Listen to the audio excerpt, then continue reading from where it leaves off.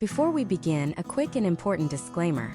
Building a career as an independent artist and navigating the complexities of social media platforms involves significant effort, inherent volatility, and unpredictable market variables.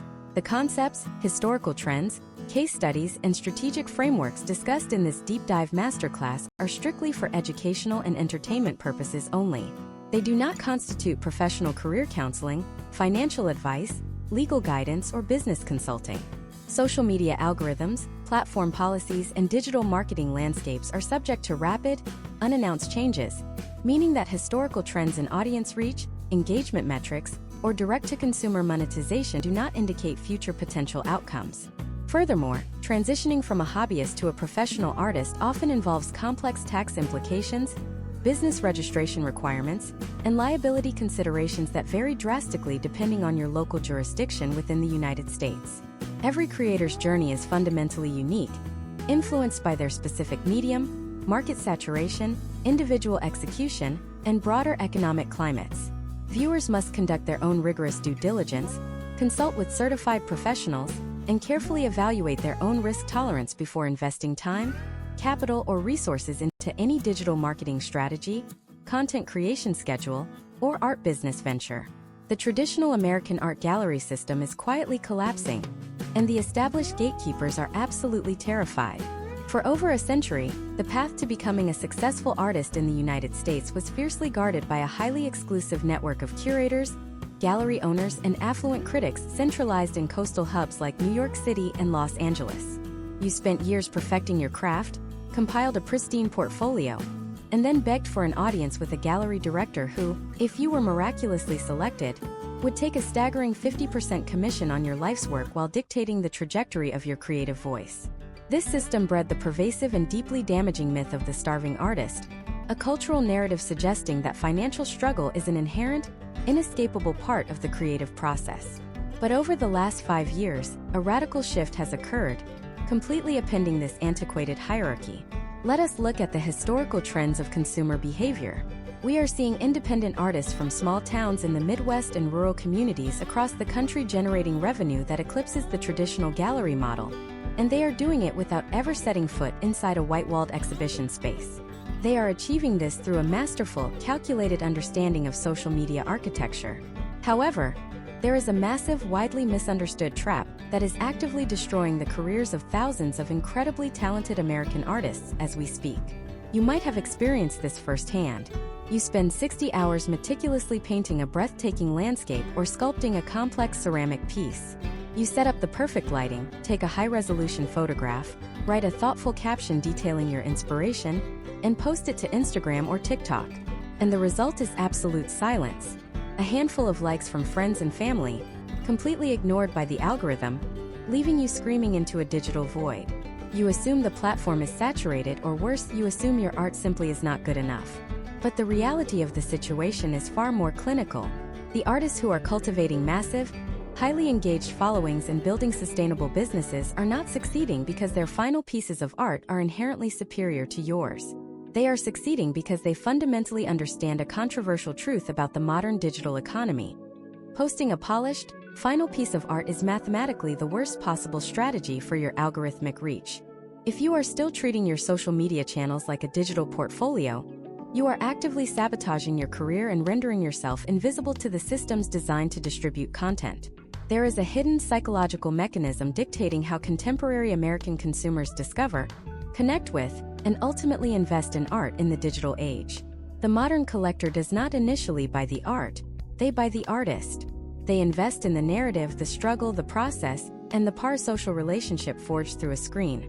When you only post the finished product, you are demanding applause without having earned emotional investment. The algorithm recognizes this lack of narrative retention and immediately buries your content. Today, we are going to dissect the exact anatomical structure of a viral art brand. We are going to explore the specific, data-backed frameworks used by top-tier creators to bypass the traditional gatekeepers completely and build a cult-like following of dedicated patrons. We will look at detailed case studies of artists who transition from algorithmic obscurity to sustained, predictable audience growth.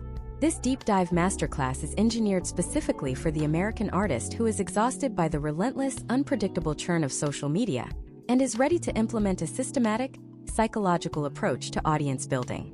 We will solve the chronic problem of low engagement by breaking down the science of audience retention, revealing exactly why certain videos capture attention in the critical first 3 seconds, while others are instantly swiped away.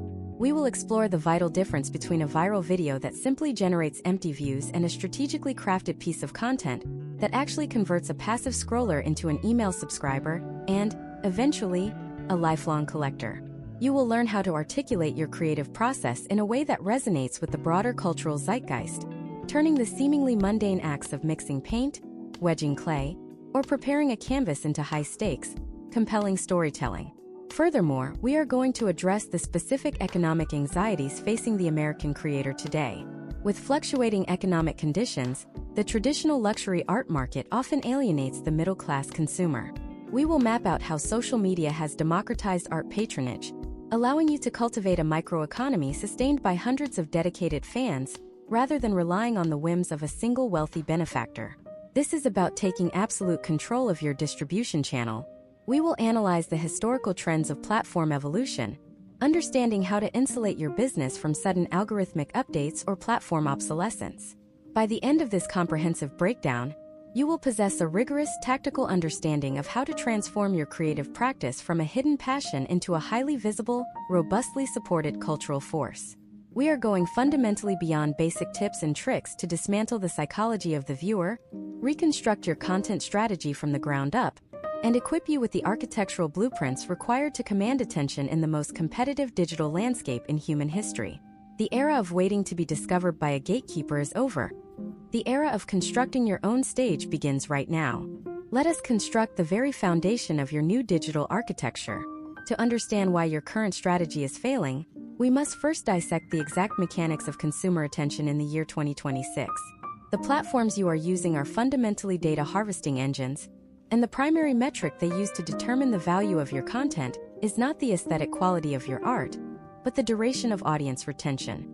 Every single time a user swipes past your video without watching to the end, the algorithm registers a negative data point, signaling that your content is interrupting the user experience. When you post a static image or a slow pan across a finished piece of art, you are giving the viewer an immediate visual resolution. The human brain processes visual information in milliseconds. They see the painting, they register that it is aesthetically pleasing, and having consumed the entirety of the information presented, they continue scrolling.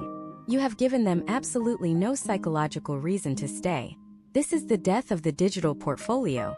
Let us examine a practical case study to illustrate this shift. Consider Michael, an incredibly talented traditional portrait artist based in Chicago. For years, Michael operated under the assumption that his social media profile should serve as a pristine digital gallery.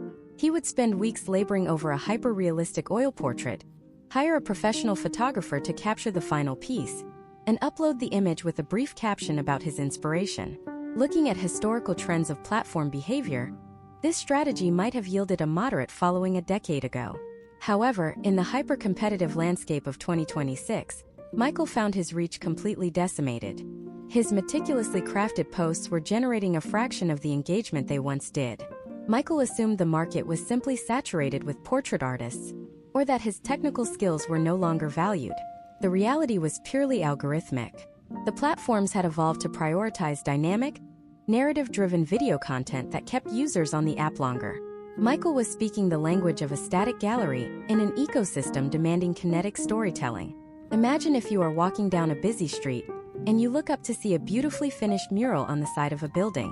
You might pause for 2 or 3 seconds, appreciate the colors, and then continue walking to your destination. Now imagine if you are walking down that exact same street and you see the artist on a mechanical lift, covered in paint splatters, actively battling the wind while using a massive spray can to fill in a crucial detail of a chaotic, half-finished wall.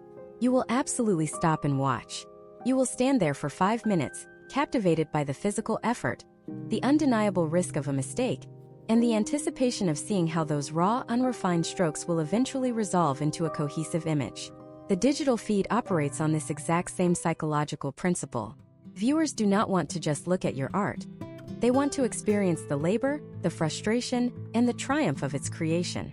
This brings us to the core strategy of process over product. The artists who are currently experiencing exponential audience growth are the ones who have weaponized their creative process. They understand that the messy middle is inherently far more engaging than the polished conclusion. When you document the struggle, you dismantle the intimidating, elitist pedestal that often separates the creator from the consumer. You become human, relatable, and vulnerable. This authenticity is the most valuable currency in the modern digital economy. Viewers become deeply invested in the narrative of the creation. They want to see the raw materials. They want to hear the sound of the palette knife scraping against the canvas, the roar of the blowtorch, or the satisfying squish of wet clay. These auditory and visual textures trigger potent psychological responses, which significantly increases watch time and viewer satisfaction. Let us look at another case study, this time focusing on a creator named Jessica, a ceramicist from Portland, Oregon. Jessica struggled for years trying to sell her finished mugs and bowls by posting beautifully lit, static photos. She shifted her entire strategy to focus exclusively on the volatility of her process. She began filming the moments where the clay would collapse on the wheel, the unpredictable chemical reactions of her glazes during the firing process, and the tension of opening the kiln. The potential outcomes of this shift were transformative. Her audience retention graph skyrocketed because she introduced elements of risk and uncertainty into her content. Viewers were compelled to watch until the very end of every video simply to find out if the piece survived the firing process or if it shattered into 100 pieces. She was no longer just selling a mug. She was selling the dramatic survival story of that specific piece of clay. To implement this systematically, you must break your creative process down into a sequence of deliberate, high-stakes steps. Step 1 involves showcasing the raw materials in their most chaotic state. Show the blank canvas, the unmixed piles of pigment, or the rough block of wood. This establishes the baseline and sets the scale of the transformation to come. Step 2 is the kinetic action phase. This is where you utilize fast-paced editing, dynamic camera angles, and raw, unfiltered audio to convey the physical exertion of your craft. Do not hide your mistakes. If you drop a brush, spill a medium, or have to scrape away a section of paint, leave it in the video. These moments of friction are essential for building narrative tension and proving that the outcome is not guaranteed. Step 3 is the controlled reveal, where the disparate elements finally coalesce into a recognizable form. However, you must carefully delay this gratification to maximize watch time.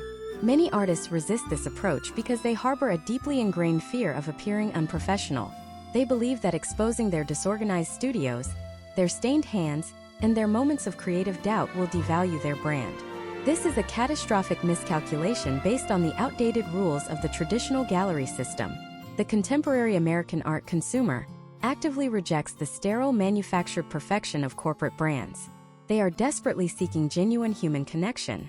By inviting the audience into your studio and allowing them to witness the sweat equity embedded in your work, you are fostering a powerful parasocial relationship.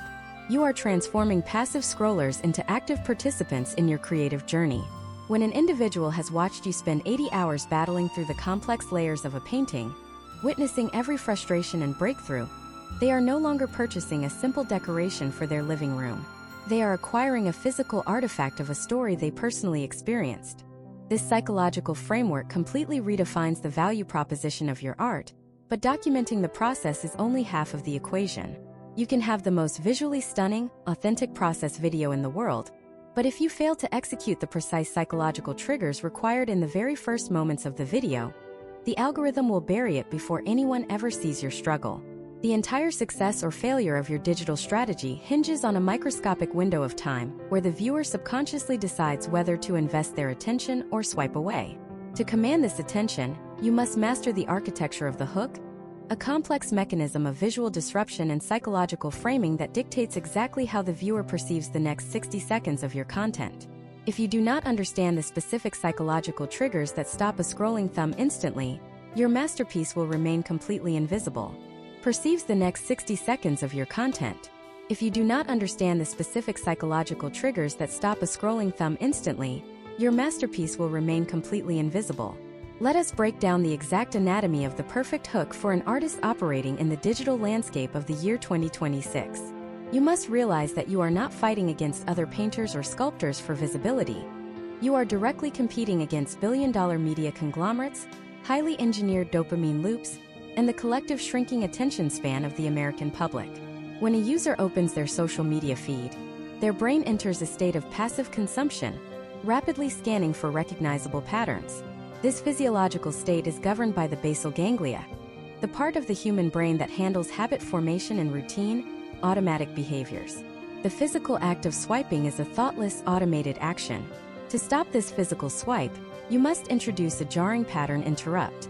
A pattern interrupt is a visual or auditory stimulus that is so utterly unexpected, and so completely out of context with the surrounding digital noise, that it forces the conscious brain to wake up immediately and assess the new situation. For a visual artist, the most common and fatal mistake is beginning a video with a slow, sweeping pan over a pristine piece of paper or a static, beautifully lit shot of a brush gently touching a wooden palette. These images are inherently beautiful, but they are entirely predictable. The brain recognizes them instantly, categorizes the video as a standard, slow-paced art tutorial, and the thumb keeps moving to the next piece of content. To master the pattern interrupt, you must deeply understand the concept of visual kinetic energy. Historical trends in short-form video data across all major distribution networks consistently demonstrate that the very first frame of your video must contain dynamic, unpredictable, and high-energy motion. Let us examine a practical case study involving David, a large-scale metal sculptor based in Austin, Texas. For his first 2 years attempting to build a brand on social media, David began his videos with wide, cinematic drone shots of his finished steel sculptures standing in fields, followed by slow-motion clips of him methodically welding joints together in his shop. His baseline analytics were absolutely dismal. His 3-second retention rate hovered around a catastrophic 12%, meaning 88% of his potential American audience was abandoning the video before he even introduced his core artistic concept. We analyzed his digital approach and completely inverted his visual strategy. Instead of starting with the finished, polished piece or the slow, methodical labor, David began starting his videos with moments of extreme, high-stakes physical impact within his studio. His new algorithmic hooks featured him dropping a massive, rusted cast-iron engine block from a forklift onto the concrete floor, shattering a thick sheet of tempered glass with a custom-forged steel hammer, or zooming in intensely on the aggressive, blinding sparks of a plasma cutter, instantly slicing through a dense sheet of aerospace titanium. The potential outcomes of this radical visual shift were immediate and staggering. By injecting raw, unfiltered kinetic energy into the very first second of the video, David entirely bypassed the passive scrolling state of his target audience. His 3-second retention rate skyrocketed to over 65% practically overnight. Viewers were startled by the sudden physical action, and were psychologically compelled to stay and understand the context of the intense industrial violence they had just witnessed. However, relying on a pattern interrupt alone is fundamentally not enough to sustain long-term attention. A loud, clanging noise or a sudden, jerky camera movement might stop the scroll for exactly 1 second, but if the subsequent frames do not deliver immediate, compelling narrative value, the viewer will feel manipulated by clickbait and leave instantly. This is precisely where you must deploy the architecture of the curiosity gap. The curiosity gap is the cognitive psychological space between what the viewer currently knows by looking at your video and what they desperately want to find out by the end of it. As a working artist, you have a massive unfair advantage in this arena because the creation of art is inherently a process of extreme transformation. You must frame the beginning of your video as a high-stakes problem, an impending disaster, or a bizarre visual scenario that can only be resolved by watching the video until the very last frame. Imagine if you are a traditional oil painter working on a massive, highly detailed landscape. Instead of starting your video with a clean, perfectly stretched white canvas sitting on an easel, imagine if you start the video by aggressively pouring a heavy bucket of chaotic, muddy black solvent directly over an already beautiful, nearly finished mountain range. The immediate psychological reaction from the viewer is sheer panic, confusion, and outrage. Why on earth would this artist destroy their own masterpiece? Is this a catastrophic mistake? How can they possibly recover from this intentional destruction? You have instantly opened a massive curiosity gap in the viewer's mind. The viewer is now deeply, emotionally invested in the final outcome of that ruined canvas. They are no longer passively watching an artist paint trees. They are actively witnessing a high-stakes rescue mission. Another highly effective implementation of the curiosity gap for detail-oriented artists is the extreme micro-zoom hook. Instead of showing your entire organized workspace and your smiling face, start the video with a macro lens focused entirely on a single, completely unrecognizable texture. Show the wet, expanding fibers of raw cotton paper absorbing a strange neon-colored liquid, or highlight the microscopic ridges of a specialized wood carving tool peeling away a fraction of an inch of dark mahogany wood. By intentionally denying the viewer the broader visual context of the room and the subject, you force their brain to instinctively ask, what exactly am I looking at right now? They will actively watch the next 10 to 15 seconds simply waiting for the camera to pull back and finally reveal the bigger picture. Let us explore another detailed case study to solidify this retention concept. Sarah is a professional watercolorist operating a small studio out of Columbus, Ohio. Watercolor is traditionally viewed by the public as a gentle, slow, and highly controlled artistic medium. Sarah was struggling for months to gain any algorithmic traction because her videos perfectly mirrored this calm, serene energy, which, while highly relaxing, completely lacked the urgency required for algorithmic distribution in 2026. She shifted her entire content strategy to focus heavily on the concept of the beautiful mistake. Her most successful and widely distributed videos now consistently begin with a glaring, seemingly unfixable error on the paper. She will deliberately and forcefully drop a massive saturated blob of dark crimson paint right in the dead center of a delicate, carefully blended pale yellow sky. The native text placed boldly on the screen simply reads, "I thought I completely ruined this expensive commission today." This singular high-stakes sentence, combined directly with the visual evidence of a total disaster, creates an absolutely irresistible hook. The average American viewer is instantly empathetic to the terrifying anxiety of ruining a paid piece of work and is glued to their phone screen to see the potential outcomes of her desperate recovery process. Sarah then spends the rest of the short video demonstrating her absolute mastery of the unpredictable medium by seamlessly blending the dark crimson mistake into a stunning, highly detailed sunset cloud formation. She has successfully transformed a standard, boring painting demonstration into a thrilling, high-speed narrative of disaster, panic, and ultimate redemption. You must also strategically integrate native platform text and specific auditory cues into your hook strategy to maximize your potential outcomes. A staggering percentage of the American public begins consuming short-form digital content with their phone volume completely muted, often while commuting on a loud train, sitting quietly in medical waiting rooms, or secretly scrolling their feeds during corporate work meetings. If your hook relies entirely on your spoken word or a highly specific sound effect to create the context of the video, you are instantly alienating over half of your potential new audience. You must use bold, highly contrasting text on the screen within the very first second to immediately establish the premise of the video for silent viewers. However, this text must be ruthlessly concise. Do not write a long, rambling paragraph. Use punchy, declarative statements that raise immediate questions. Furthermore, when the user's audio is actually active, the very first sound the viewer hears should never be a generic, royalty-free background pop track. It should be the authentic, highly amplified ASMR-style sound of your actual physical process. The visceral, loud tearing of heavy canvas fabric, the sharp, metallic snap of a heavy kiln door shutting, or the rhythmic, wet percussive sound of mixing thick acrylic paints with a flexible metal palette knife. These organic, industrial sounds trigger deep sensory responses that significantly deepen the viewer's immersion in your physical studio space.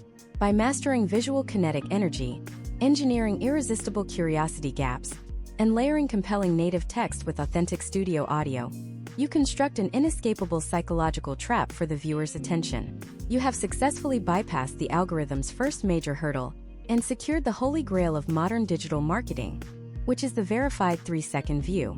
You have forcibly stopped the endless, mindless scroll and compelled the American consumer to look directly at your creative process. But capturing their fleeting attention for a mere 3 seconds is only the opening gambit of this complex game. A brilliant, successful hook is entirely useless if the main body of your video fails to deliver on the psychological promise you just made to them. The algorithm does not just measure if someone stops scrolling. It meticulously and ruthlessly tracks exactly when they finally decide to leave. If you create a massive curiosity gap but fail to pace the narrative resolution correctly, the viewer will become highly frustrated and abandon the video right at the 10-second mark, destroying your overall retention score and instantly killing the video's momentum on the platform. Now that we have their absolute, undivided attention, we must deeply explore the rigorous mathematical pacing and structural video editing techniques required to hold that exact attention hostage for the next 57 seconds. The mathematics of audience retention in 2026 dictate that your viewer is fighting a constant, subconscious battle against boredom, and their brain requires a completely new visual stimulus every 2 to 3 seconds to remain engaged. Once you have successfully executed your pattern interrupt and hooked the viewer, you enter the most perilous phase of the video, which industry professionals refer to as the retention valley. If you look at historical trends across massive datasets from all major distribution platforms, there is almost always a catastrophic drop in viewership exactly between the 8 and 12-second marks. This happens because the initial shock of the hook has worn off, the brain has processed the core concept of the video, and it is actively searching for a reason to leave. To prevent this mass exodus, you must fundamentally change the way you physically record your creative process. You can no longer rely on a single static tripod in the corner of your studio recording a massive hour-long time-lapse. Time-lapse are the antithesis of modern narrative pacing because they compress all the kinetic energy into a fast, blurry, and emotionally flat sequence. Instead, you must engineer visual resets. A visual reset is a deliberate cut to a completely different camera angle, a dramatic change in scale, or a sudden shift in perspective that forces the viewer's brain to quickly reevaluate the scene, effectively resetting their attention span clock back to zero. To understand the sheer power of visual resets, let us examine a specific case study involving Mark, a custom furniture maker operating out of Seattle, Washington. In early 2026, Mark was building incredibly complex, multi-thousand-dollar dining tables from locally sourced walnut. He had mastered the art of the hook, often starting his videos by dropping massive, rough-hewn slabs of timber onto his workbench with a loud, aggressive thud. However, his analytics revealed that while people stopped to watch the wood drop, 80% of his audience abandoned the video immediately afterward. We audited his editing timeline and discovered the fatal flaw. After the initial drop, Mark would cut to a single, unmoving wide shot of himself running the wood through a planer for 15 uninterrupted seconds. It was visually stagnant. We implemented a strict 3-second rule for his editing process, requiring him to change the visual framing constantly. He did not need expensive cinema cameras to achieve this. He simply utilized his smartphone and moved it around his shop. He would show a 3-second wide shot of the planer, immediately cut to a macro shot of the wood shavings flying aggressively toward the lens, cut again to an over-the-shoulder perspective showing his hands guiding the timber, and then cut to a low-angle shot from the floor looking up at his focused expression. The potential outcomes of this simple structural shift were monumental. By bombarding the viewer with new, highly textured visual information every few seconds, Mark artificially accelerated the pacing of his labor. His mid-video retention stabilized, his completion rates doubled, and the platform algorithms began heavily distributing his content to entirely new demographics because the data proved his videos were holding human attention. Imagine if you are a sculptor working with industrial clay. You are sculpting a highly detailed human eye. If you simply point a camera at your face and hands for 40 seconds while you model the clay, the viewer will tune out. Now, imagine if you structure that same 40 seconds as a micro-narrative of escalating tension.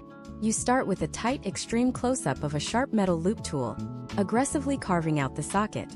After exactly 2.5 seconds, you cut to a wide shot of your entire body, showing the physical leverage required to move the dense material. Next, you execute a rapid jump cut, punching in closely on the delicate, sweeping motion of smoothing the eyelid with your thumb. You then introduce a moment of deliberate friction by showing the clay tearing or a tool slipping, immediately followed by a shot of you quickly fixing the error. You are not just documenting a process, you are directing a high-speed documentary. You are manipulating the viewer's perception of time, making an arduous 50-hour sculpture feel like a thrilling 60-second sprint. This relentless visual pacing is what separates a struggling hobbyist from a globally recognized art brand. However, visual pacing is only half of the structural equation. The most overlooked and criminally underutilized tool in the American artist's digital arsenal is the psychological manipulation of audio. Sound design is the invisible glue that binds your chaotic visual resets together and dictates the emotional heartbeat of your video. In the year 2026, relying solely on trending royalty-free background music is a massive strategic error. The algorithm favors native, organic audio because it signals authenticity to the viewer. You must learn to layer the natural, visceral sounds of your studio directly over your visual cuts. To create truly seamless pacing, you must master the implementation of J-cuts and L-cuts. A J-cut occurs when the audio of the next video clip begins playing a fraction of a second before the visual actually changes on screen. Your brain hears the sharp, aggressive sound of a staple gun securing a canvas while you are still looking at a shot of the artist stretching the fabric. This subtle audio cue acts as a psychological magnet, pulling the viewer's attention forward into the next scene before they even realize the camera angle has shifted. It creates a propulsive, incredibly smooth viewing experience that makes it physically difficult to stop watching. Conversely, an L-cut allows the audio from the previous clip to continue playing over the visual of the new clip. You might show a macro shot of a wet paintbrush violently mixing blue and yellow pigment, and as you visually cut to a wide shot of the artist applying that green paint to the canvas, the wet, percussive sound of the mixing continues for a brief moment. These advanced auditory techniques, combined with relentless visual resets, create a hypnotic rhythm. You are bombarding the viewer's senses with high-fidelity textures, kinetic movement, and immersive soundscapes, completely overriding their basal ganglia's desire to swipe away. You have successfully dragged them through the retention valley and brought them to the climax of your narrative arc, the final, controlled reveal of the artwork. But exposing the finished piece is a highly delicate operation. If you simply show the final painting and abruptly end the video, you have wasted all of that carefully cultivated attention. You have entertained them, but you have fundamentally failed to convert them. The transition from the dramatic reveal to the ultimate commercial objective requires a completely different set of psychological triggers. Because if you do not know exactly how to leverage the dopamine rush of that final frame to extract real-world value, you will remain perpetually trapped in the cycle of viral fame without generating a single cent of sustainable revenue. Let us dissect the exact psychological mechanics of the reveal and the subsequent conversion process. In the split second that you finally show your finished masterpiece, your viewer experiences a powerful neurologically measurable spike in dopamine. They have endured the tension of your process, they have witnessed the struggle of the messy middle, and now they are rewarded with the beautiful, cohesive resolution. Most American artists completely squander this biological response. They display the final painting for 1 second, the video abruptly restarts or ends, and the viewer takes that dopamine rush and simply scrolls to the next creator, effectively giving away the emotional momentum you worked so hard to build. Alternatively, artists will aggressively disrupt this euphoric moment with a harsh, desperate sales pitch, flashing giant text that screams "Buy my art" at the link in my bio. Both of these approaches are catastrophic failures in the modern digital economy. To understand why the direct sales pitch is a fatal error, we must look at a detailed case study involving Emily, a highly skilled epoxy resin artist operating out of Miami, Florida in the year 2026. Emily was creating massive, hyper-realistic ocean wave tables. Her visual pacing was flawless, and her hooks, which often featured her pouring thick buckets of deep blue resin over raw cedar wood, were capturing millions of views. However, despite generating massive algorithmic traction, her conversion rate was functionally zero. Emily was making a classic foundational mistake. At the exact moment she revealed the stunning, glossy finish of her ocean tables, she would aggressively point to the screen and tell people to immediately go buy it on her website. Looking at historical trends of social media platform behavior, we know that these platforms are engineered to do one thing above all else: keep users on the application. The moment you use explicit, outbound language like link in bio, click here to buy, or purchase now, the native artificial intelligence flags your content as an exit vector. The algorithm instantly throttles your reach because you are actively trying to pull their highly monetizable user base off their proprietary platform and onto your personal website. Emily was essentially begging the algorithm to suppress her most viral content. Imagine if you are sitting in a dark, immersive movie theater watching the thrilling, emotional climax of a highly anticipated film, and right as the main character achieves their ultimate victory, the screen suddenly pauses, the house lights flip on, and a salesperson walks directly to the front of the theater and demands that you buy a commemorative t-shirt right that very second. It completely shatters the illusion, destroys the emotional resonance of the art, and leaves the audience feeling manipulated and annoyed. This is exactly what a hard call to action feels like at the end of a captivating process video. You must transition the viewer from a state of passive entertainment into a state of active patronage without ever breaking the narrative spell. You achieve this through the strategic implementation of the Trojan horse conversion method. The Trojan horse conversion method requires you to offer immense, undeniable value that naturally incentivizes the viewer to willingly seek out your external ecosystem, without you ever explicitly telling them to leave the platform. Instead of demanding a sale, you invite them into a deeper, more exclusive narrative.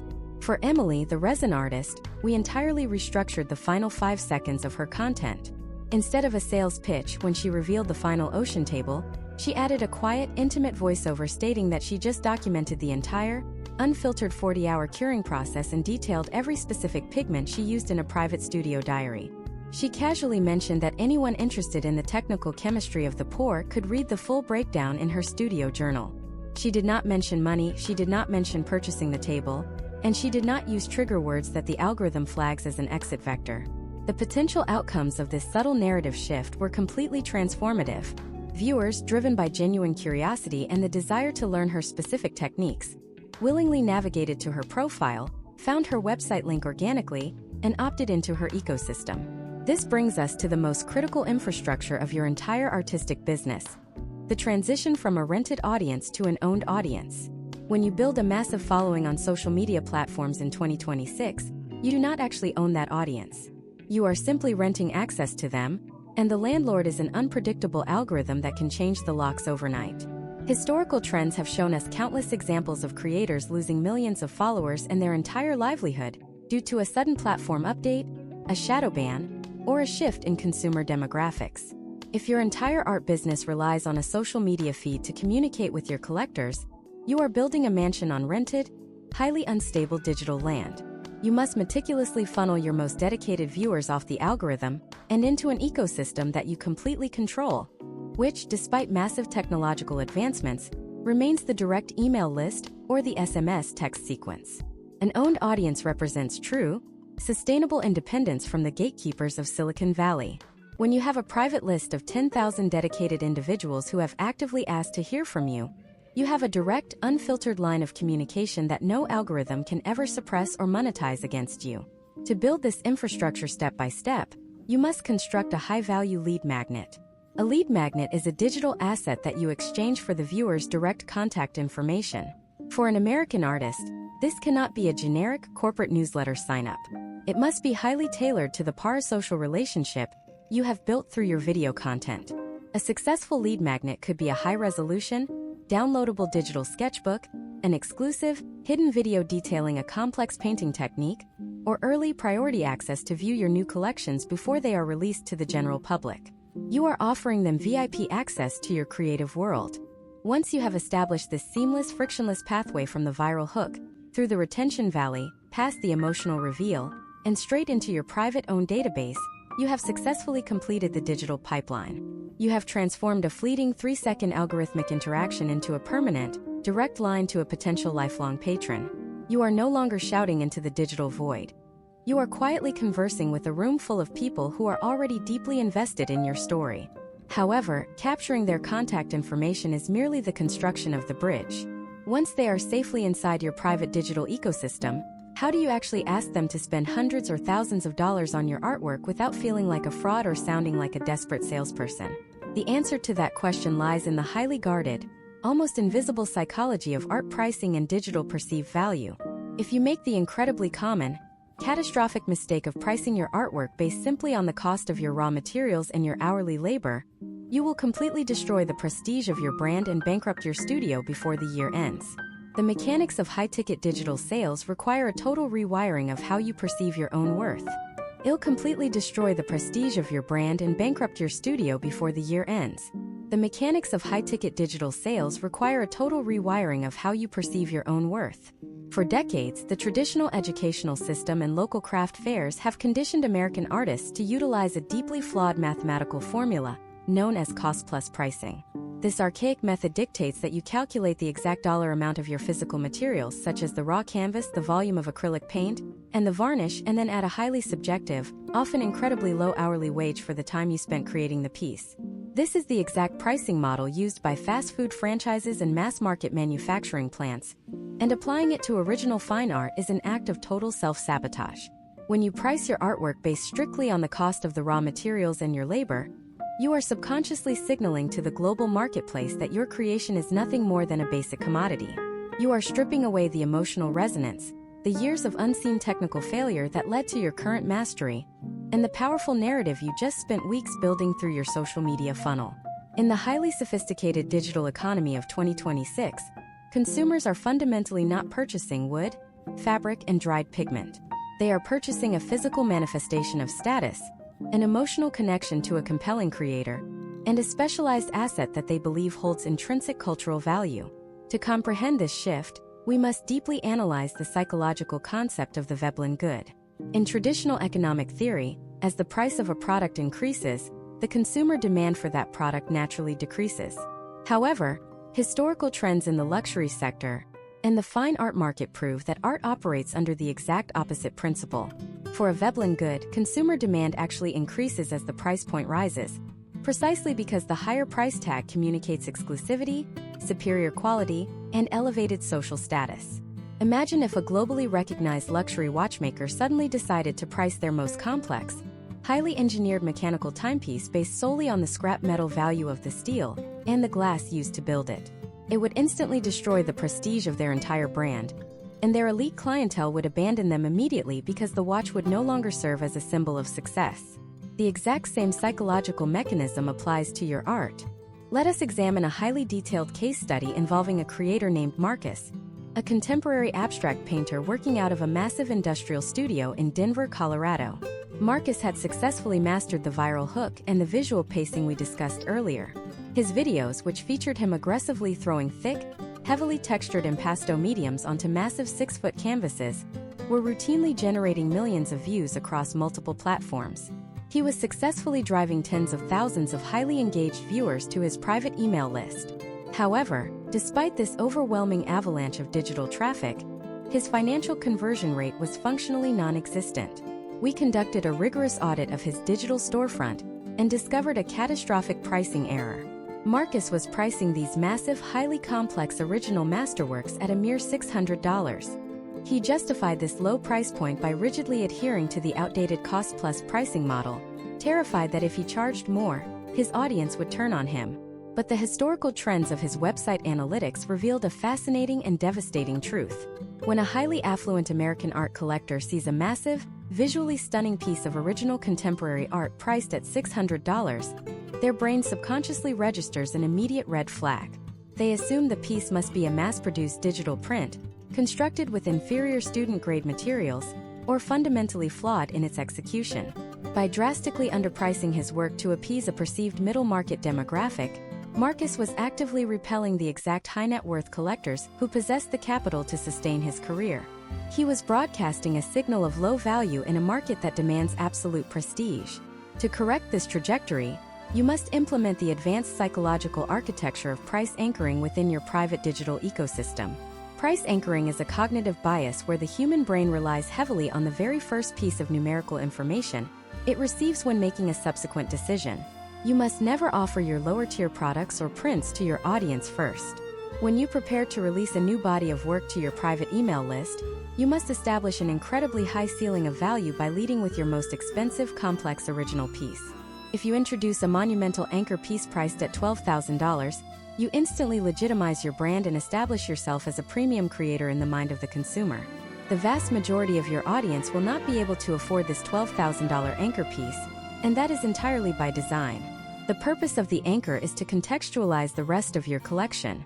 After establishing the anchor, you then introduce a highly restricted, limited edition run of hand-embellished archival prints priced at $800.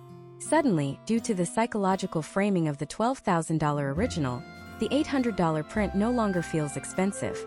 It feels like an incredibly rare, highly accessible entry point for the dedicated fan who desperately wants to invest in your narrative but cannot afford the masterwork.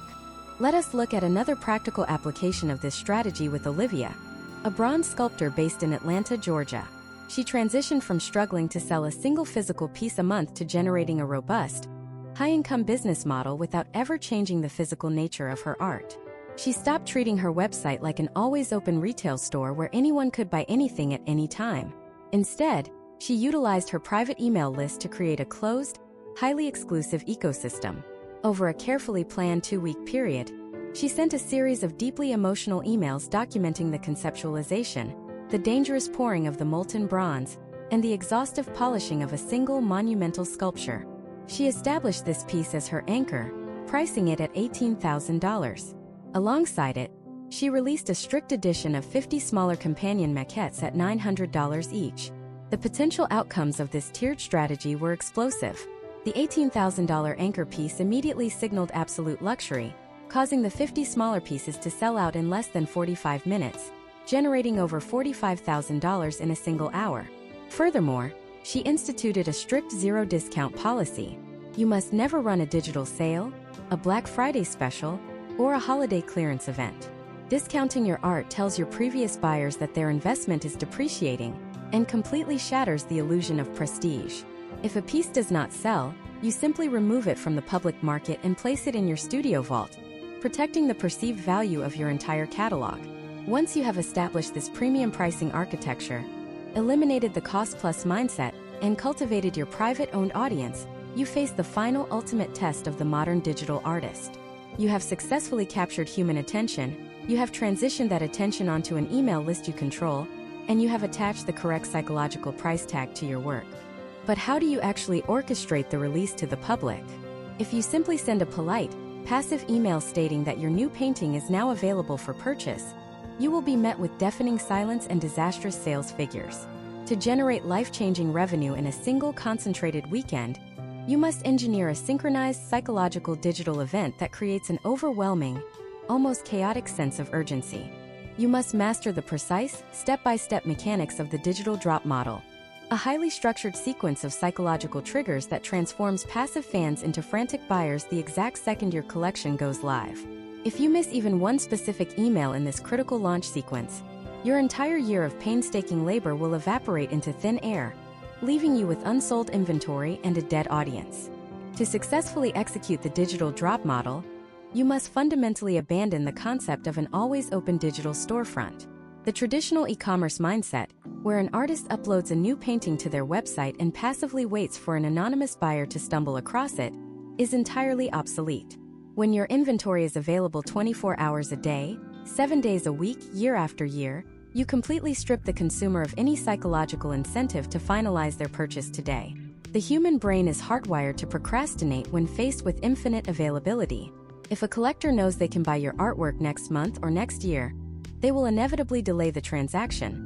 And in the hyper-distracted digital landscape of 2026, a delayed purchase is a permanently lost purchase. The digital drop model artificially constricts this availability, creating a highly condensed, pressurized window of time where the consumer must make an immediate, definitive decision. You are not simply selling a product, you are orchestrating a highly anticipated cultural event. Let us deeply analyze the historical trends of this strategy by examining a highly detailed case study involving Thomas, a masterful Linocut printmaker operating out of a small studio in Brooklyn, New York.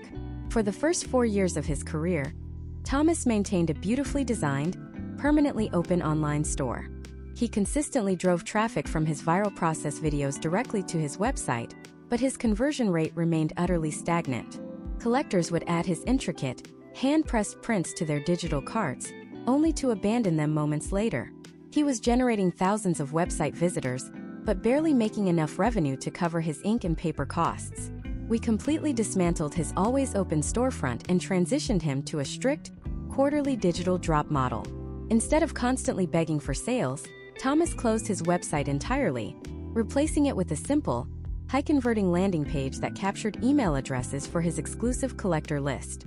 He then spent 3 solid months creating a cohesive collection of 12 highly detailed, original prints, keeping the final designs completely hidden from the public eye. The orchestration of his launch sequence began exactly 14 days before the digital doors were scheduled to open. This is known as the Genesis email.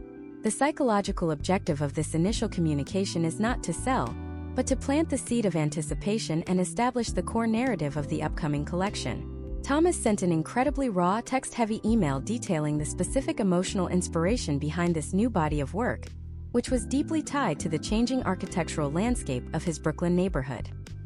He did not include any pictures of the finished prints. Instead, he attached a single low-resolution, grainy photograph of a shattered carving tool resting on his ink-stained workbench. The potential outcomes of this deliberate visual withholding are profound. By denying the audience the visual satisfaction of the finished product, you force their imagination to fill the void, creating a powerful curiosity loop that guarantees they will open your next communication. Exactly 7 days before the launch, you must deploy the friction email. The American consumer is constantly bombarded with polished, frictionless corporate marketing campaigns that promise effortless perfection. To cut through the sterile noise, your second email must highlight the severe difficulty, the physical toll, and the near failures you experienced while creating this specific collection. Thomas sent his audience a meticulous breakdown of a catastrophic mistake, where he accidentally ruined a massive block of imported Japanese linoleum after 50 hours of continuous carving. He described the visceral frustration, the financial cost of the ruined material, and the exhaustive process of starting entirely over from scratch. Imagine if you are a collector reading this narrative. You are no longer viewing Thomas as a digital content creator. You are witnessing the grueling reality of a dedicated master craftsman. You are becoming deeply emotionally invested in the survival and the ultimate triumph of this specific collection. The perceived value of the artwork skyrockets because you have explicitly quantified the sweat equity embedded within the fibers of the paper. 3 days before the drop, the psychological tone of the sequence must abruptly shift from storytelling to logistical urgency. This is the parameter email. You must explicitly define the exact, unchangeable boundaries of the upcoming event. Thomas sent a short, highly direct email clearly stating that the new collection consisted of exactly 12 original pieces and a strictly limited edition of 50 prints per original. He clearly stated the exact date, the precise time down to the minute, and the specific time zone that the website password would be removed. He explicitly established the rule that once these specific prints were sold out, the physical carving blocks would be permanently destroyed, guaranteeing that these images could never be reproduced again. This introduces the powerful psychological concept of finite resources. You are activating the deep-seated human fear of missing out, forcing the collector to realize that if they hesitate for even 5 minutes on launch day, they will permanently lose the opportunity to own a piece of this specific narrative. Finally, exactly 24 hours before the public launch, you deploy the VIP Early Access email. This is the single most lucrative communication in the modern artist's playbook. You segment your email list, identifying the individuals who have previously purchased from you, or the highly engaged fans who have consistently opened every single email in your sequence. You send this exclusive group a private, hidden link that allows them to enter the digital storefront 1 hour before the general public. Imagine if you are standing outside a packed, highly exclusive gallery opening in the freezing rain, and the artist personally walks out, unhooks the velvet rope, and escorts you inside before anyone else is allowed to enter. That is the exact psychological high you are delivering to your best collectors.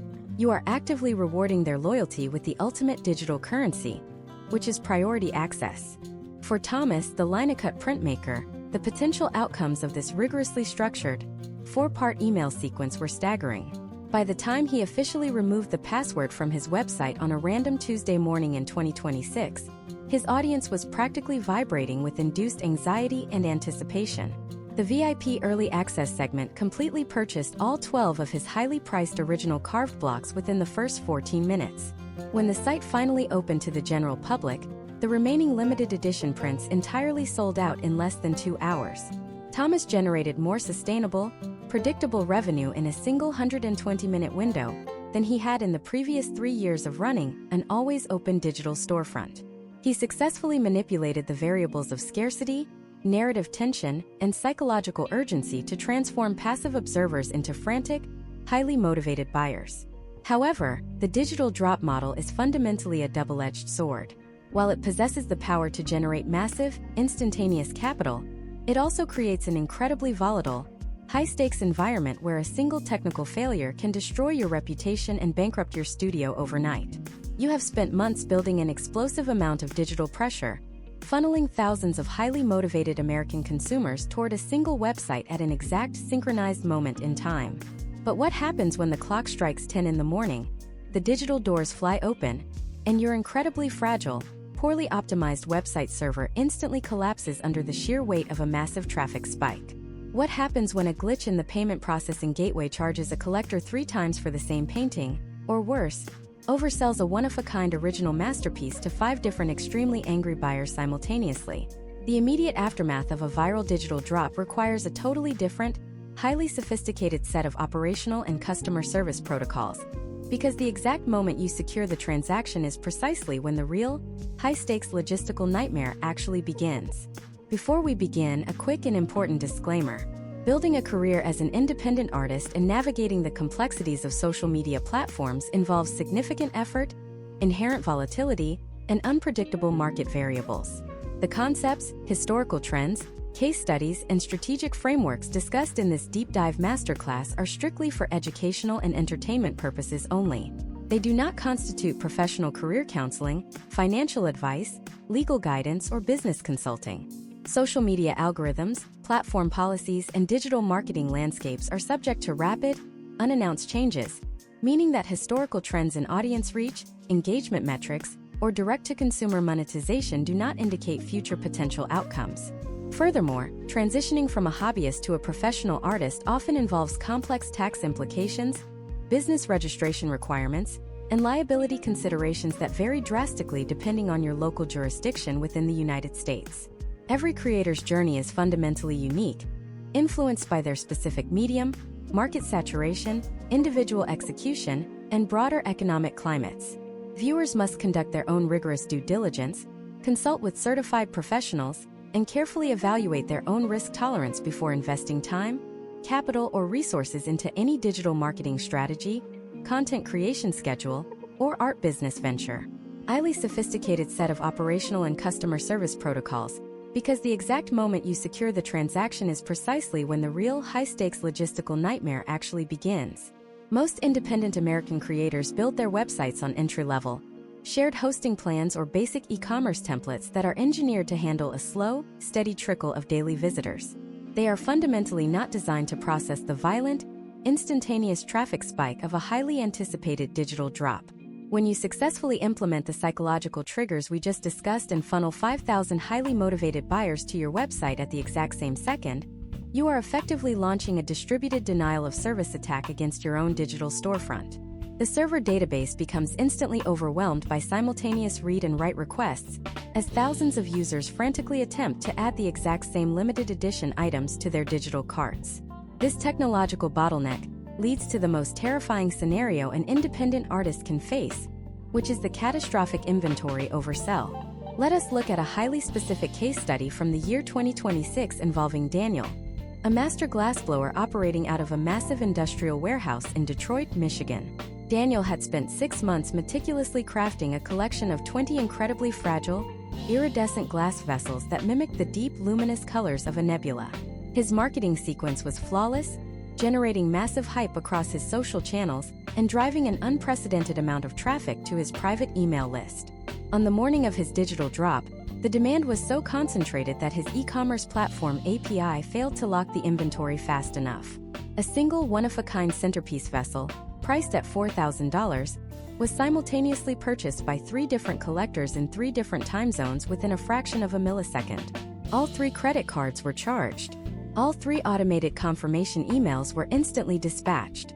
Daniel was suddenly legally and financially obligated to deliver a singular, irreplicable physical object to 3 different people. In this exact moment of crisis, the vast majority of amateur creators panic. They issue immediate, silent refunds and send a generic, automated apology email blaming the website software. This is a massive strategic failure that destroys brand loyalty and permanently alienates high-net-worth patrons. When an affluent collector successfully navigates your high-friction launch sequence, fights through the traffic spike, and inputs their credit card information, they experience a massive rush of adrenaline and dopamine. If you simply cancel the order, you violently rip that emotional reward away from them. Daniel understood the historical trends of luxury customer service and deployed a radical, high-touch crisis management protocol. He did not send an email. He personally called the 2 collectors who missed out on the phone within an hour of the drop. He completely owned the technological failure, validated their frustration, and immediately offered them a highly exclusive, unadvertised solution. He proposed creating 2 brand new, custom variations of the oversold vessel specifically for them, at the exact same price point, and promised to document the private creation process via hidden video links sent only to their phones. The potential outcomes of this hyper-personalized communication were astonishing. Not only did both collectors accept the offer, but they were so deeply impressed by the extreme level of personal accountability that they both became lifelong patrons, purchasing multiple high-ticket pieces from his studio in subsequent years. Daniel transformed a catastrophic technological failure into a masterclass in elite brand building. However, resolving the digital transaction is merely the prelude to the physical reality of art fulfillment. You are not shipping indestructible, mass-produced plastic phone cases, or cotton t-shirts in simple poly mailers. You are responsible for transporting highly fragile, temperature-sensitive, structurally complex, and deeply expensive cultural artifacts across the vast, unpredictable logistics network of the United States. If you attempt to cut corners on your packaging materials to save a few dollars on shipping margins, you are playing Russian roulette with your entire business model. Imagine if you are an oil painter who just sold a monumental, 6-foot canvas to a collector in Phoenix, Arizona in the dead of summer. If you wrap that freshly cured oil painting directly in standard industrial bubble wrap, the intense, prolonged heat inside the back of a commercial delivery truck will cause the cheap plastic polymers to physically melt and chemically fuse with the upper varnish layer of your painting. When the collector finally unwraps the piece, they will literally tear the paint off the canvas, completely destroying a $10,000 asset in seconds. To insulate your business from this nightmare, you must engineer a bulletproof, archival shipping protocol. The very first layer touching your artwork must always be acid-free glassine paper, a highly specialized material designed to resist grease, moisture, and air without adhering to the surface of the art. This must be followed by a rigid moisture barrier, typically a sealed polyethylene plastic sheeting, to protect the piece from unpredictable weather events during transit. For two-dimensional works, the piece must then be sandwiched between layers of puncture-resistant, rigid foam board, completely eliminating the possibility of the canvas being pierced by a forklift or a careless handler. Finally, the entire suspended structure must be housed inside a custom-cut, double-walled corrugated cardboard box or, for pieces valued over $5,000, a professionally constructed, fumigated wooden shipping crate. Furthermore, relying on the basic, default insurance provided by standard commercial shipping carriers is a catastrophic liability. Historical trends clearly demonstrate that commercial carriers will systematically deny fine art damage claims by citing insufficient packaging, regardless of how meticulously you prepared the box. You must secure a dedicated, third-party fine art transit insurance policy that explicitly covers the retail value of the piece from the exact moment it leaves your studio door until the exact moment it is physically signed for by the collector. You are building the logistical infrastructure of a premium logistics company within the walls of your own studio. You must photograph every single step of the packing process, documenting the pristine condition of the artwork and the rigorous layering of the protective materials. This photographic evidence serves as your absolute legal defense against fraudulent damage claims or bureaucratic carrier disputes. When you have successfully navigated the digital traffic spike, ruthlessly managed the customer service crisis, and bulletproofed your physical shipping logistics, the final tracking number is generated. The packages are loaded onto the truck, and the intense, chaotic pressure of the digital drop finally evaporates. You sit down in the quiet of your studio, log into your business banking portal, and stare at a massive, undeniable influx of capital. You have fundamentally proven that the system works. You have successfully bypassed the traditional gatekeepers, manipulated the algorithm to capture attention, transitioned that audience into an owned ecosystem, and extracted life-changing value through a synchronized digital event. You have won the game. But as the adrenaline slowly drains from your system over the next 48 hours, a quiet, terrifying realization begins to set in. You look at your completely empty studio walls, your severely depleted raw materials, and your exhausted physical body. Then you look at your social media feed. The algorithm does not care that you just sold out your collection. The algorithm only knows that you have not posted a new video in 4 days, and it is actively demanding fresh, high-energy content by tomorrow morning. The digital machine never sleeps, and if you do not instantly understand the architectural framework of content batching and creative recycling, the very system that made you wealthy will systematically destroy your mental health and force you into total creative paralysis within 6 months. This is the hidden epidemic currently sweeping through the American creator economy in 2026. You have fed the algorithm your absolute best creative output to achieve that massive commercial spike, and the digital infrastructure responds not by granting you a well-deserved vacation, but by instantly demanding even more raw material.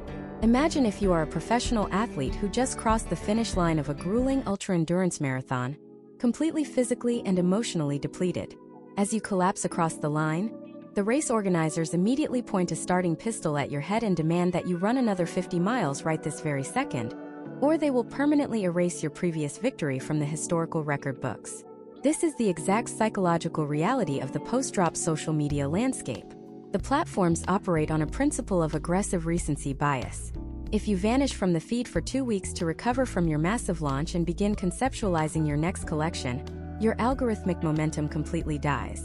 When you finally return to post a new video, you will find your reach has been artificially throttled back to zero, forcing you to start the agonizing audience building process all over again.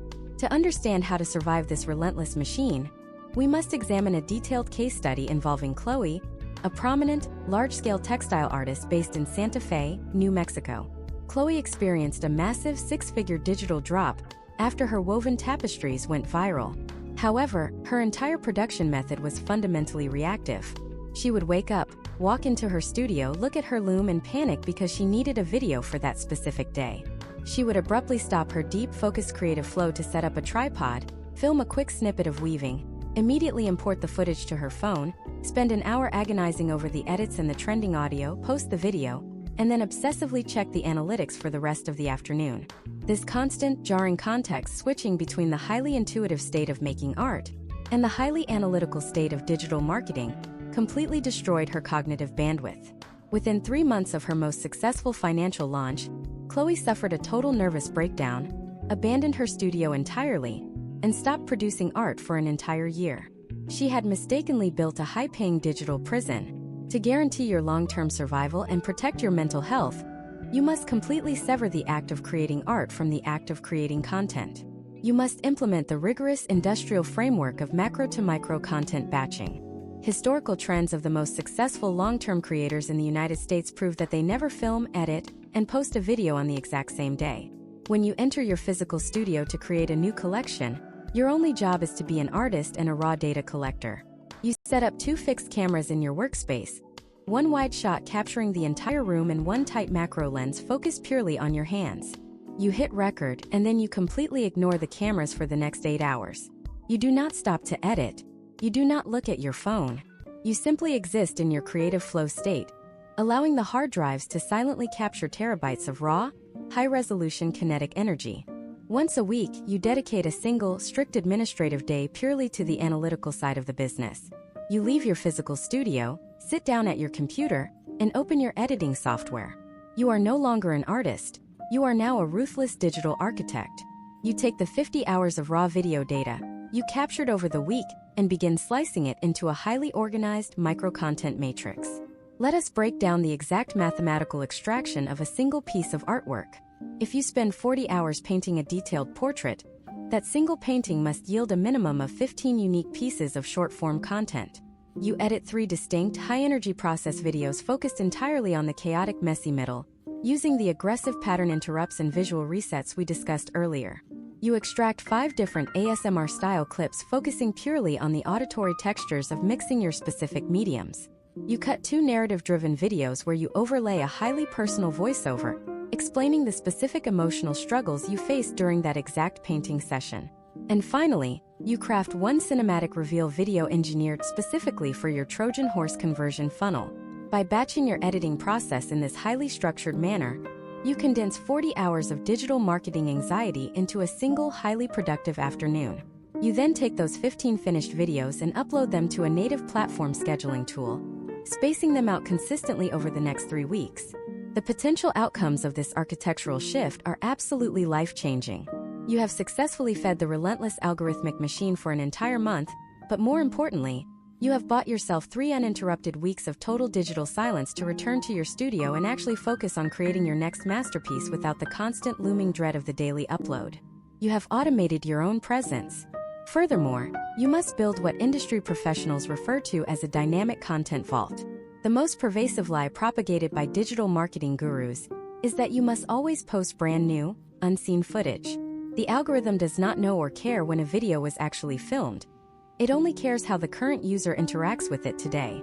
When an American artist paints a brilliant piece, films the process, posts the video once, and then lets that raw footage die on a forgotten hard drive, they are actively throwing away thousands of dollars in potential future revenue.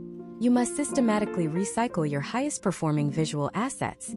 If you posted a viral video 6 months ago of you tearing the masking tape off a perfectly crisp geometric painting, you absolutely must post that exact same visual footage again today. However, you do not just blindly repost it.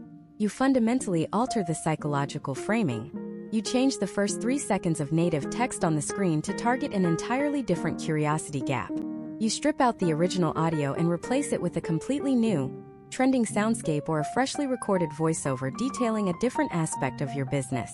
To the algorithm, and to the 99% of your audience who never saw the original post or simply forgot about it, this is a brand new, highly engaging piece of content. This ruthless recycling strategy ensures that even if you get sick, take a long vacation, or simply hit a wall of creative block, your digital storefront remains highly active, aggressive, and perfectly optimized for audience capture. You are operating an omnipresent digital media company that runs completely independent of your daily physical output. You have finally insulated your fragile human creativity from the cold, mechanical demands of the algorithmic distribution network. You have built a self-sustaining empire. But as you watch your automated content machine flawlessly execute your marketing strategy, driving thousands of new collectors into your private ecosystem and generating predictable, life-changing wealth month after month, a new, far more insidious threat begins to emerge from the shadows of your massive visibility. When you build a public platform this large and profitable in the modern digital economy, you inevitably attract the attention of highly sophisticated, malicious actors who view your hard-earned narrative not as art, but as an unprotected asset ripe for immediate exploitation. What happens when you wake up one morning to discover that an anonymous overseas manufacturing conglomerate has perfectly scraped your entire digital catalog, cloned your website, and is currently selling cheap, mass-produced plastic knockoffs of your most personal emotional masterworks to your exact American audience for $10 a piece? If you do not understand the aggressive, proactive legal architecture required to defend your digital legacy, your entire empire will be dismantled and stolen right in front of your eyes. The modern digital landscape of 2026 operates at a terrifying velocity, and the exact same algorithmic mechanisms that distribute your art to millions of legitimate collectors are simultaneously broadcasting your high-resolution portfolio to highly automated, predatory scraping operations. These entities deploy sophisticated artificial intelligence bots designed to crawl viral social media feeds, instantly downloading images, videos, and product descriptions the moment they start gaining algorithmic traction. They do not care about your narrative or your creative struggle. They recognize only data and consumer demand. Within 48 hours of your successful digital drop, these syndicates can spin up dozens of mirrored e-commerce websites, run highly targeted advertisements directly against your own followers, and begin mass-producing inferior counterfeit versions of your life's work. If you operate under the naive assumption that your art is too niche or too complex to be stolen, you are leaving your entire financial future completely exposed to catastrophic risk. The question for a successful American artist is no longer if your work will be stolen, but exactly how rapidly you can deploy a lethal legal response when it inevitably happens. Let us examine the devastating historical trends of intellectual property theft by looking at a highly specific case study involving Ryan, a digital concept artist and illustrator based in Seattle, Washington. Ryan spent 3 years painstakingly developing a highly unique, cyberpunk-inspired visual aesthetic. He mastered the retention mechanics we discussed, and a video showcasing his intricate world-building process exploded, accumulating over 40 million views across various distribution networks. The potential outcomes of this virality should have been monumental wealth. However, Ryan had absolutely zero legal architecture in place. He simply posted his high-resolution images to the internet without a second thought. Less than a week after his viral spike, his audience began sending him links to massive overseas retailers selling cheap canvas prints, t-shirts, and phone cases featuring his exact artwork. The counterfeiters were aggressively undercutting his prices, capturing hundreds of thousands of dollars in revenue from his own fan base. When Ryan attempted to send angry emails demanding they stop, he was completely ignored. Because he had failed to officially register his copyrights prior to publication, his legal options were severely limited, incredibly expensive, and functionally useless against an international syndicate. He watched helplessly as an empire built on his own sweat equity was violently strip-mined by anonymous opportunists. To prevent this absolute nightmare, you must fundamentally transition from thinking like a hobbyist to operating like a multinational corporation protecting its core assets. The absolute bedrock of your legal architecture is the proactive registration of your visual catalog with the United States Copyright Office. The vast majority of artists mistakenly believe that the moment they create a physical or digital piece of art, they are automatically granted full, impenetrable legal protection. While it is technically true that a copyright exists upon creation, Historical trends in digital litigation prove that an unregistered copyright is effectively a blunt, useless weapon in a modern legal battle. You must officially register your work prior to releasing it into the public domain. This formal registration unlocks a terrifying legal mechanism known as statutory damages. If your work is formally registered before the infringement occurs, you do not have to undertake the impossible task of proving exactly how much money the counterfeiter made from your stolen art. Instead, federal law allows a judge to award you up to $150,000 per infringed work simply for the act of willful theft, plus all of your attorney fees. This completely changes the power dynamic. When a massive corporation or a rogue scraping operation receives a cease and desist letter backed by a registered copyright and the immediate threat of a six-figure statutory penalty, they do not ignore it. They instantly delete the stolen products to avoid catastrophic financial liability. The process of securing this protection is not as prohibitively expensive as many assume. The United States Copyright Office allows for the group registration of unpublished works, meaning you can legally protect an entire collection of up to 10 artworks for a single, nominal filing fee. You batch this administrative task exactly like you batch your video editing. You finish a new series of paintings, you take high-resolution reference photographs, you file the group registration online, and only then do you begin executing your digital marketing strategy and uploading your process videos to the platform algorithms. However, you cannot afford to hire an expensive intellectual property attorney every single time a random bot account steals your video and reposts it to farm engagement. You must engineer a streamlined, highly automated takedown protocol. You must master the precise language of the Digital Millennium Copyright Act. Every major social media platform, web host, and payment processor operating within or interacting with the United States is bound by the safe harbor provisions of the DMCA. If you locate a counterfeit version of your artwork on a rogue website, you do not waste your time arguing with the anonymous website owner. You bypass them entirely. You run a basic domain lookup to identify the specific corporate entity hosting their servers or processing their credit card transactions, and you submit a formal, legally binding DMCA takedown notice directly to the host company. The anatomy of a flawless DMCA takedown notice is strict but simple.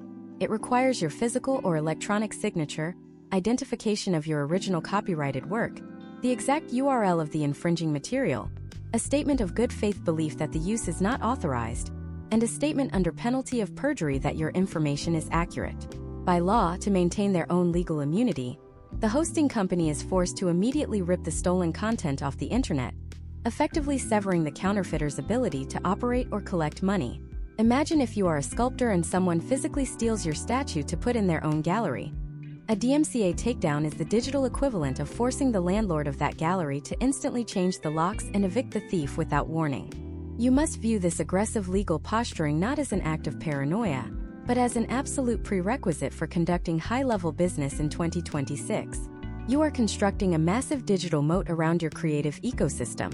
You have systematically built the audience, you have engineered the psychological retention, you have perfected the high-ticket conversion funnel, and you have fortified the walls of your enterprise against external threats.